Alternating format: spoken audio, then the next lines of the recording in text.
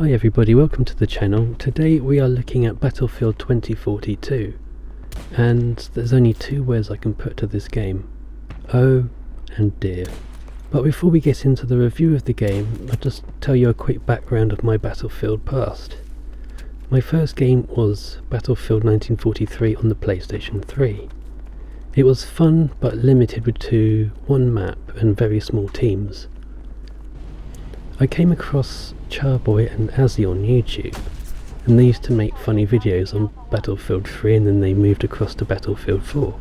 I concurred, did the same, and I was hooked.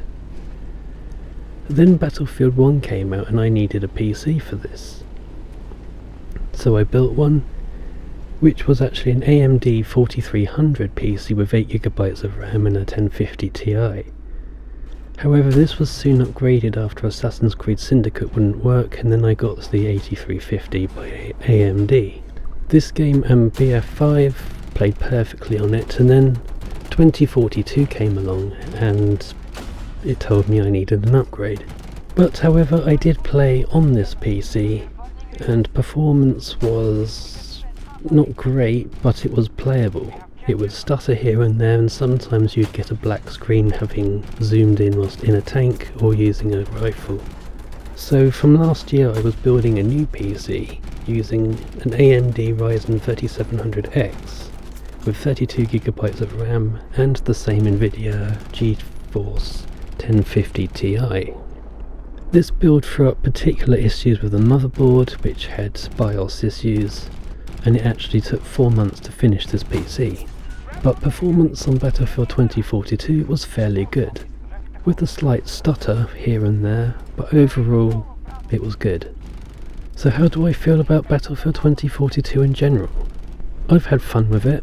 I've mostly played against the AI, and sometimes it felt like I was in the movie Tenet, where I'd see some of the AI soldiers running backwards, whereas I was trying to run towards them, so it was a bit odd at times. But other than that, the AI is very good.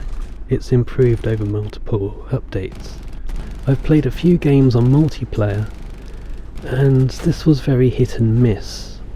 128 player servers were incredibly laggy across both PCs, and I don't think this is going to be sustainable in the future of Battlefield.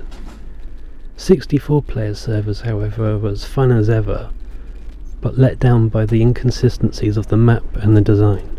Being a foot soldier in the game is fine, however, as mentioned before, taking cover is very difficult in those open spaces, and much of the maps are abandoned by foot soldiers and left to the devices of tanks and aircraft.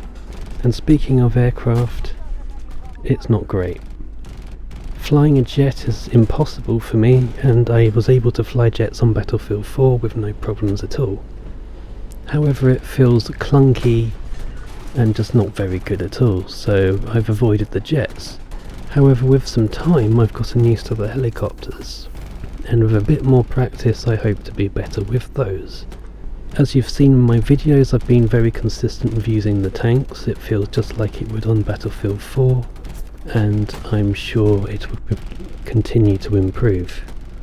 The controls overall feel just like any other Battlefield game, and I have no negativity towards that. So the next point of contention is, what is the future of Battlefield? There's been a lot of talk recently that Battlefield 2042 could become a free-to-play game, but that comes with the caveat of screwing over everybody who bought the different tiers of the game. So I don't see it being a free-to-play game anytime soon, but if they do, I would reckon it would be something like Fortnite, where it's sort of limited in its ways and not as extensive as the main Battlefield game. Battlefield needs to drop those voices that we hear at the end of the game. It's cheesy and it just ruins the overall atmosphere of the game, and quite frankly I've not come across anybody in the community who likes them. I think the best aspect of 2042 is Portal, and I hope they keep this going into future games and add past maps from games like BF4 and BF1 and even BF5. So the latest bit of controversy to this game is the Season 1 pass. which has been delayed to summer, and other than the terrible performance of the game in all, the community has lost faith in EA and DICE, with numbers of the player base dropping to 1,900 on Steam, and it's unclear to know what this is with the Origin player count. It's going to take a lot of work if they're going to try and pull these numbers back, but I think it's too late for them. This links hand in hand with the refund campaign, which has exceeded 150,000, and we'll have to wait for DICE's response in terms to that. So in conclusion, do I recommend the game? Yes and no.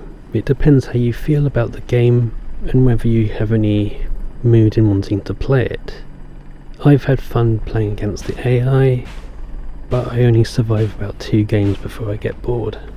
And knowing how buggy multiplayer is, I just haven't touched it at all. Now for the future direction of the game, I have thought about this several times. Personally, I wanted to see 2042 be something set in the Cold War, obviously not called 2042, but I was hoping for a Cold War based game, so they progressively go from World War I, World War II, Cold War, and then back to modern day again. We haven't had that, but maybe again in the future. Would post 2142 work? Or would even pre-First World War? Or what about space? Who knows?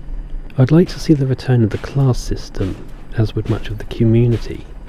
Levolution needs to be more prominent than it is in 2042, and I think the continuation of the weather system, even though it's a gimmick, the tornado is quite a good factor to it. I think the maps need to be smaller, and the game should do away with 128 players and return to 64, smaller maps for more close quarters combat like Operation Locker and Operation Metro.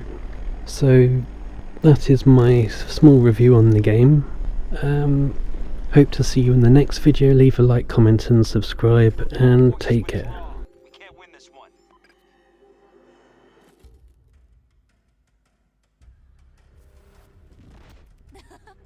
Did I go too far? Oh, I think I pulled something back there. I am not overconfident. I'm just better than everyone else.